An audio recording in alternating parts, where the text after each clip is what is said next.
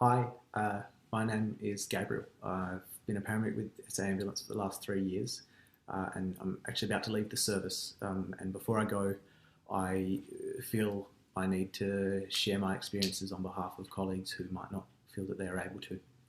Uh, that experience primarily is of an ambulance service in crisis.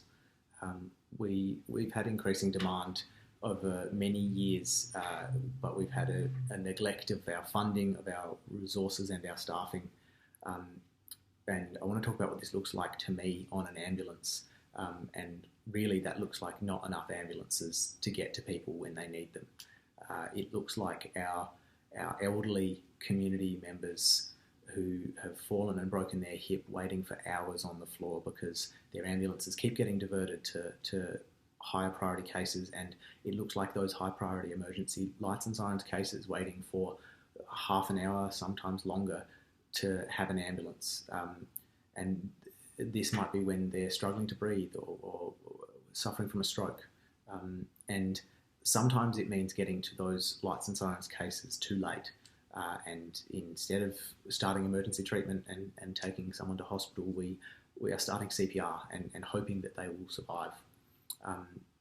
This is happening, and it's happening frequently, and it's happening from Norwood to Outer Harbour to Seaford. It's everywhere, and it's also not just in Adelaide. This is happening in country South Australia in different ways. It looks like ambulance teams that are working 96 hours straight on call, or whole towns with no one able to staff the ambulance, so it sits vacant in the shed, or it looks like towns that can only staff their ambulance because of the sheer dedication of volunteers who rock up at night after working all day.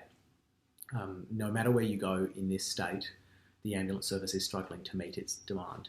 And the other thing I have seen is the toll this is taking on our staff.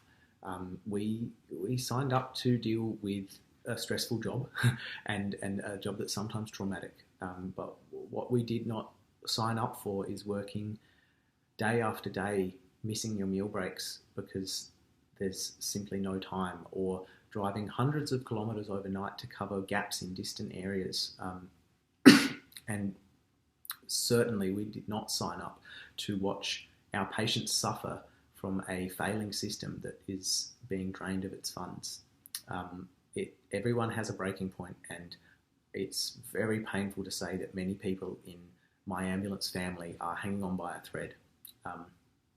If you've been following this, you may have seen on the news that our CEO and the Treasurer and the Health Minister have claimed all of this is a result of basically our meal break policies or our roster. Honestly, I would say that if the service is so stretched that the only way to keep it going is to come for our basic work rights like meal breaks, clearly that's an indicator that we need more funding. And as for a magic bullet solution of just rearranging our rosters, I think that you can resort your eggs as much as you want. If you've only got half as many eggs as you need for an omelette, it's probably going to fall apart. But really, I don't want to tell you what to think. I encourage you to look into this for yourself in the community, and I do encourage you to consider, when we are speaking out, who is more likely to have your interest at heart.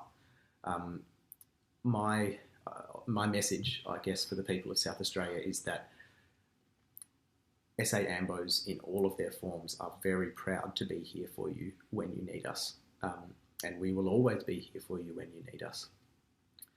Right now, we need you to be here for us, and we need you to share our message. We need you to sign our petition on our union page, and we need you to contact your MP and demand safe and fair funding for the ambulance service, because this is really life and death. Thank you for your time.